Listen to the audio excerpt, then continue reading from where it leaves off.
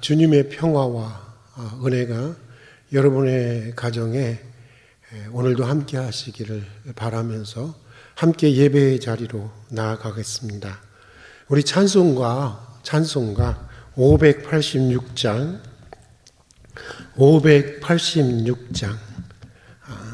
어느 민족 누구게나 라고 하는 찬양 같이 부르시겠습니다. 586장입니다.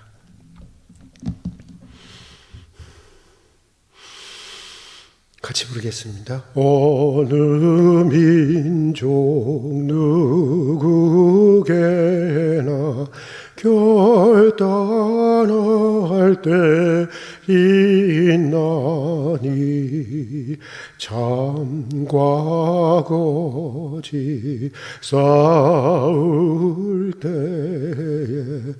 어느 편에 설 건가 주가 주신 새 목표가 우리 앞에 보이니 빛과 어둠 사이에서 선택하며 살리라. 고상하고 아름답다 진리 편에 서는 일 진리 위에 억압받고 명예의 이로도 비겁한 자 물러서나 용감한 자 굳세게 낙심한 자 돌아온 그날까지 서리라. 순교자의 빛을 따라 주의 뒤를 쫓아서 십자가를 등에 지고 암만양에 가리라. 새 시대는 새 사명을 우리에게 주나니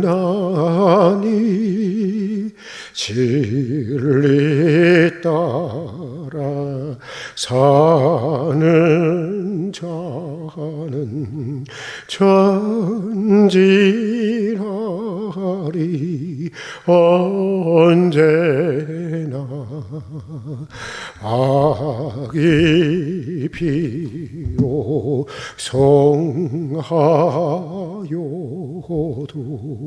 진리 더욱 강하다. 진리 따라 살아갈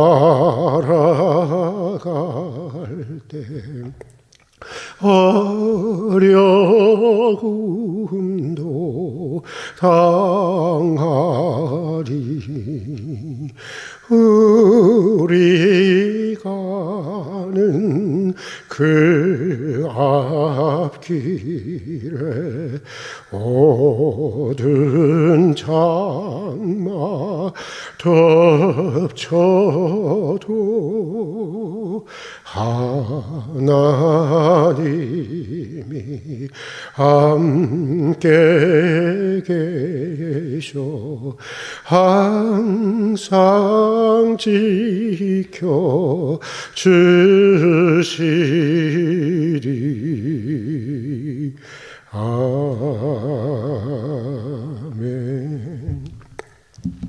오늘은 잠언 10장 2절과 3절의 말씀을 함께 읽고 또 묵상해 보도록 하겠습니다. 잠언 10장 2절부터 3절 말씀, 제가 가지고 있는 구약 성경은 920페이지입니다.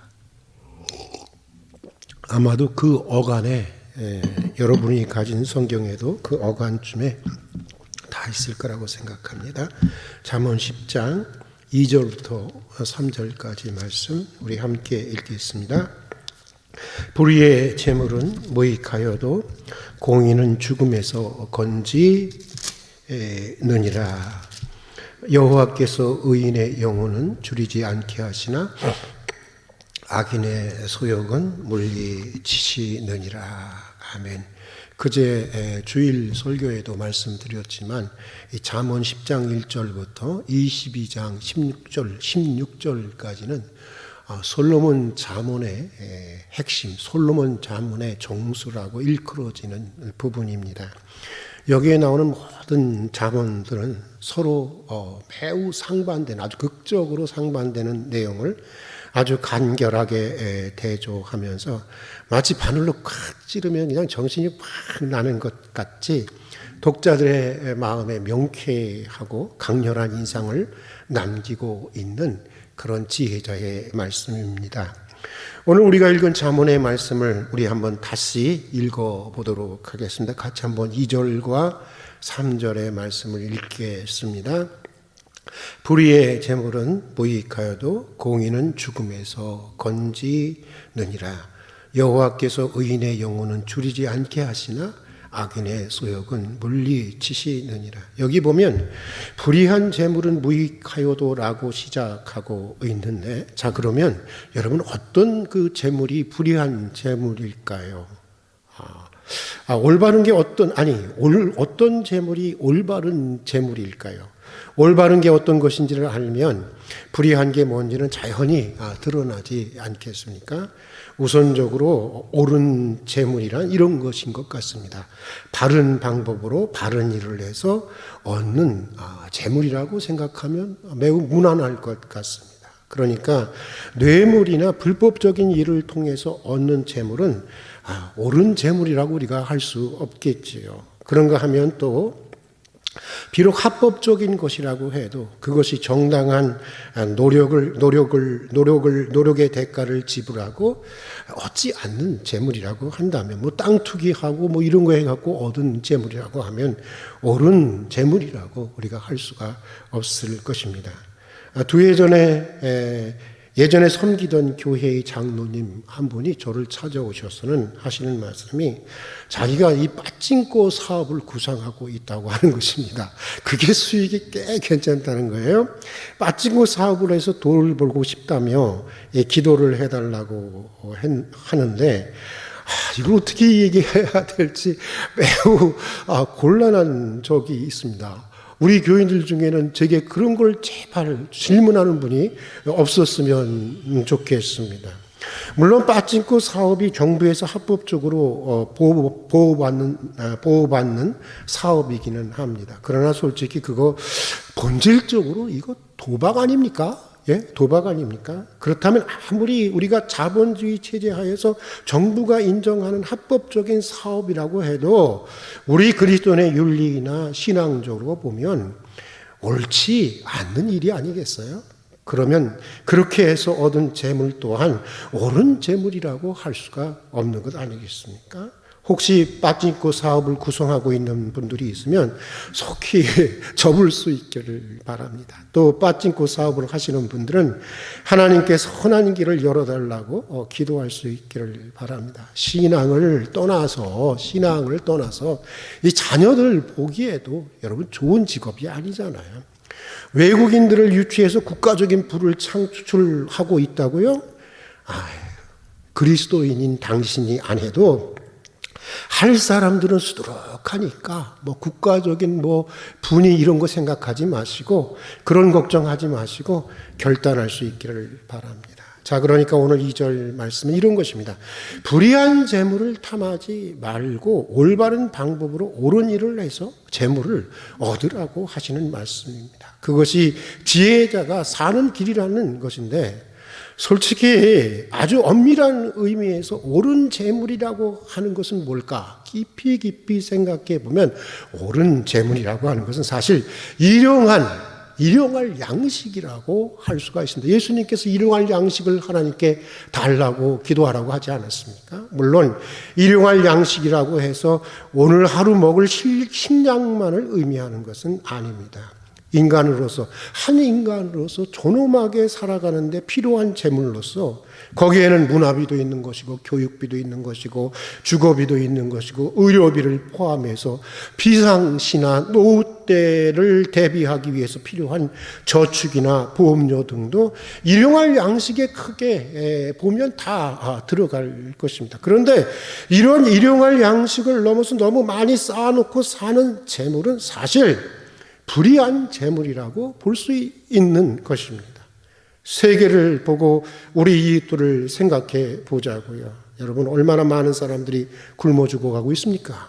영양실조에 걸려 죽고 불과 월세 보증금 몇십만 원, 몇백만 원이 없어서 죽는 사람들이 수두룩한 이 세상에서 지나치게 쌓아놓고 산다는 것이 윤리적으로나 신앙적으로나 그렇게 권장하고 자랑할 일이 아니지 않겠습니까?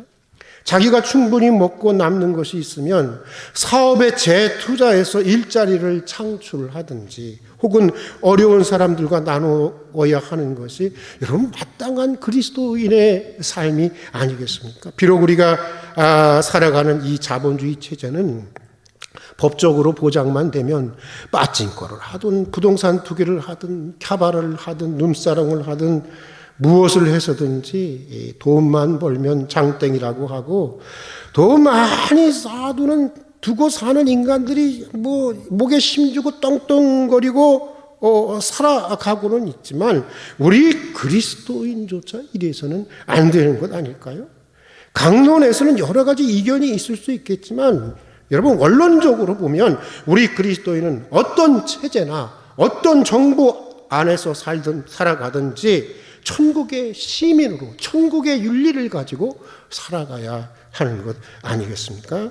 할 수 있는 데까지 바른 일을 해야 하겠지요. 땀 흘려 수고해서 재물을 얻어야 하겠지요. 또 일용할 양식에 감사하고 자족하면서 주님의 말씀대로 불의한 재물, 다시 말해서 일용할 양식을 넘어서는 남는 재물로는 이웃을 돕고 친구를 사귈 수 있어야 하는 것이 아니겠습니까? 여기에 바로 인간의 길이 있고 여기에 그리스도의 길이 있고 여기에 지혜자의 길이 있고 여기에 바로 영생의 길이 있는 것이 아니겠습니까? 자, 또 그 다음 3절에 보면 우리 개역 성경은 이렇게 얘기하고 있습니다. 여호와께서 의인의 영혼은 줄이지 않게 하시나 악인의 소욕은 물리치시느니라. 아주 점잖게 이렇게 문어체로 이렇게 번역하고 있는데 이 천주교와 함께 개신교와 천주교가 함께 번역한 공동 번역은 이렇게 번역해 놓고 있습니다. 야훼께서 착한 사람은 굶기지 않으시지만 나쁜 사람의 밥그릇은 깨워 버리신다. 아주 참 재미있게 번역해 놓고 있는데 저는 솔직히 말해서 개정의 성경보다 훨씬 더 이 공동 번역의 성경이 참 마음에 듭니다. 실감이 납니다. 밥그릇을 깨트린다. 밥그릇이 깨져야 하는 이런 철밥통을 차고 살아가는 사람들이 많은 이 시대에 말만으로도, 밥그릇을 깨트린다는 그 말만으로도 마음이 시원해지고 통쾌해집니다. 제가 악한 것일까요? 근데 모르겠어요. 제 마음은 시원해지고 통쾌해집니다. 자, 그런데 여러분, 여기서 묻고 싶은 것이 있는데, 오늘 말씀이 말하고 있는 것처럼 나쁜 사람들의 밥그릇이 실제로 현실에서 깨지고 있나요? 정말 그런가요? 여러분은 어떻게 생각하고 있습니까? 물론 나쁜 사람들의 밥그릇이 깨지는 현실도 있습니다. 그런 사람들도 많이 있습니다. 그러나 비록 통계를 내보지 않아서 정확히는 모르겠지만 제가 보기에는 그렇지 않은 사람들이 훨씬 더 많은 것 같습니다. 예를 들면 우리나라 재벌들, 여러분 어떻습니까? 얼마나 불법적이고 악한 일들을 많이 합니까? 이 사람들이. 뭐 돈 되는 일이면 수단과 방법을 가리지 않고 달려들지 않습니까? 그런데도 그들은 되게 멀쩡합니다. 잡혀 들어가도 대개는 풀어줍니다. 형을 살아도 금방 사면해 줍니다. 그래서 그런지 합법적으로든지 불법적으로든지 불이한 방법으로 점점 더 많은 부를 축적하고 있습니다. 여러분 그렇지 않습니까? 재벌만 그렇습니까? 많은 사람들이 이렇게 살아가고 있습니다. 정치인들, 검사들, 판사들, 고위직 공무원들, 사업가 등 이런 인간들 아주 쌓인 것이 우리나라 사회입니다. 그렇다면 왜 이런 일이 일어나는 것일까요? 여러분 왜 이런 일이 일어난다고 생각하십니까? 저는 이렇게 생각합니다. 대부분의 사람들이 그런 불의한 인간들의 큰 그릇을 부러워하기 때문이라고 저는 생각을 합니다. 호시탐탐 자신도 그렇게 되려고 해서 그런 것이라고 저는 굳게 믿고 있습니다. 그래서 반드시 깨져서 쪽박을 차야 할 인간들의 밥그릇이 이게 잘 깨지지가 않는 것입니다. 지금이라도 다수의 국민들이 대동단결해서 사생결단하고 그런 사회 풍토를 우리가 만들려고 한다면, 정말 눈을 지켜두고 감시하고 저항한다면 우리 사회는 지금보다 훨씬 더 저는 맑아질 것이라고 믿습니다. 오늘 잠언의 말씀대로 그런 사람들이 밥그릇이 깨지고 그런 인간들은 쪽박을 차는 사회가 되어야, 쪽박을 차야 하는 사회가 되어야 하지 않겠습니까? 사실 성경의 말씀은요, 제가 성경의 말씀을 이렇게 읽으면서 아마 저와 같은 그런 의문을 가진 분들이 많았을 거예요. 야, 성경 말씀과 같지 않은데 현실은?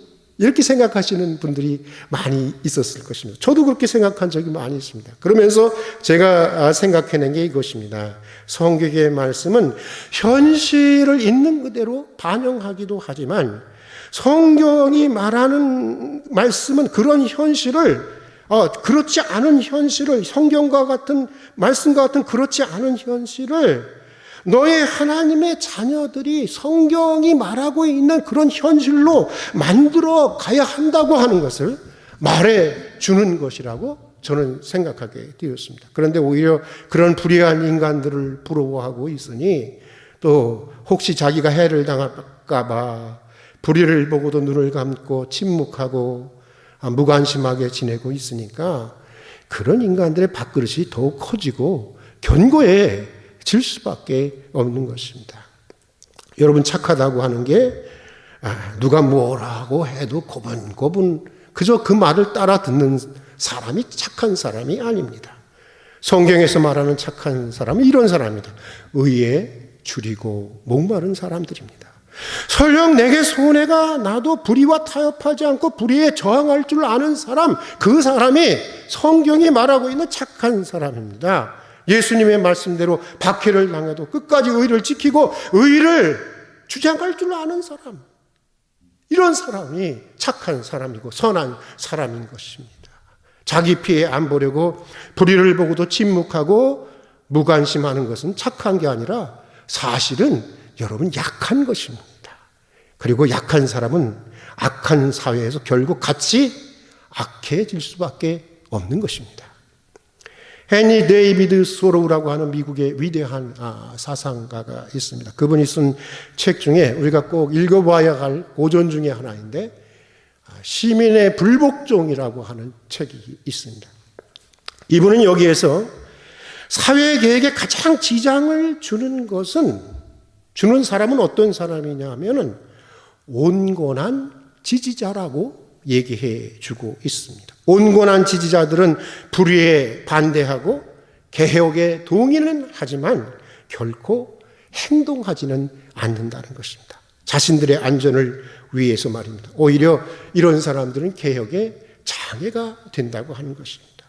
시틀러 치하에 마틴 리 뮬러라고 하는 독일 개신교 누토 교회를 섬기는 목사님이 있었습니다. 이분은 시틀러 집권 초기에는 다른 개신교 목사들과 마찬가지로 시틀러가 이 독일을 다시 재건할 것이라고 하는 굳은 믿음이 있었던 분이었습니다. 그렇지만 그는 점차 나치의 인종주의에 적극적으로 반대하게 되었고 결국 1938년 다하우 강제 수용소에 수감이 되게 됩니다. 그리고 1945년 연합군에 의해서 풀려나게 될 때까지 그 정말 죽음의 수용소라고 하는 그 수용소에 수감되어 있었던 분입니다. 그의 시 중에 아주 유명한 시가 있습니다. 이런 제목의 시입니다.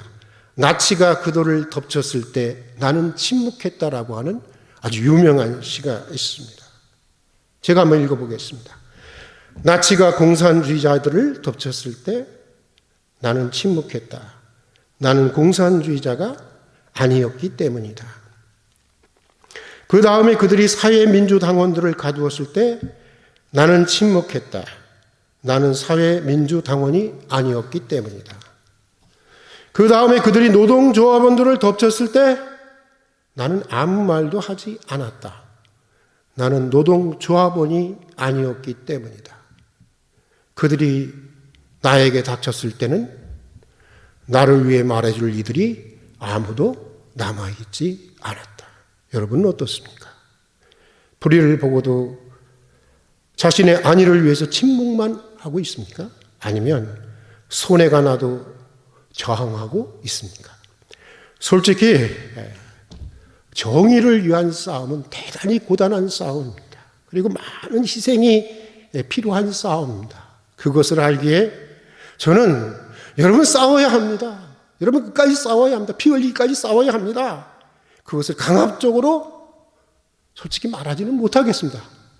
그러나 이 말만은 꼭 해야겠습니다. 예수님은 이렇게 말씀하셨습니다. 의에 줄이고 목마른 자는 복이 있나니 그들이 배부를 것이며 의를 위해서 박해를 받는 자는 복이 있나니 그들이 하나님의 아들이라 일컬음을 받을 것임이니라. 예수님의 말씀으로 대신하도록 하겠습니다. 같이 기도하겠습니다. 하나님 아버지, 오늘도 이른 아침 예배의 자리로 불러주셔서 주님과 더불어 한 날을 시작할 수 있는 은혜를 주신 것을 진심으로 감사드립니다. 주신 말씀대로 바른 일을 하고 또 땀 흘려서 수고해서 정당한 재물을 얻게 해 주시옵소서. 또 일용할 양식에 감사하고 자족하면서 주님 말씀대로 불의한 재물, 남는 재물로는 친구들을 돕고 이웃들을 돕고 친구를 사귈 수 있는 사람들이 되게 해 주시옵소서. 그리고 또 불의에 항거할 수 있는 의로운 사람들이 되게 해 주시옵소서. 그런 사람들이 많아져서 제 말이지 우리 사회가 착한 사람들은 굶지 않고 불의하게 돈을 모으는 자들은 쪽박을 차는 그런 제대로 된 사회가 되게 해 주시옵소서. 그렇게 하나님이 원하는 사회가 되게 해 주시옵소서. 예수님 이름으로 기도드립니다. 아멘. 주님 가르치신 기도로 예배를 마치겠습니다. 하늘에 계신 우리 아버지, 아버지의 이름을 거룩하게 하시며 아버지의 나라가 오게 하시며 아버지의 뜻이 하늘에서와 같이 땅에서도 이루어지게 하소서. 오늘 우리에게 일용할 양식을 주시고 우리가 우리에게 잘못한 사람을 용서하여 준 것 같이 우리 죄를 용서하여 주시고 우리를 시험에 빠지지 않게 하시고 악에서 구하소서. 나라와 권능과 영광이 영원히 아버지의 것입니다.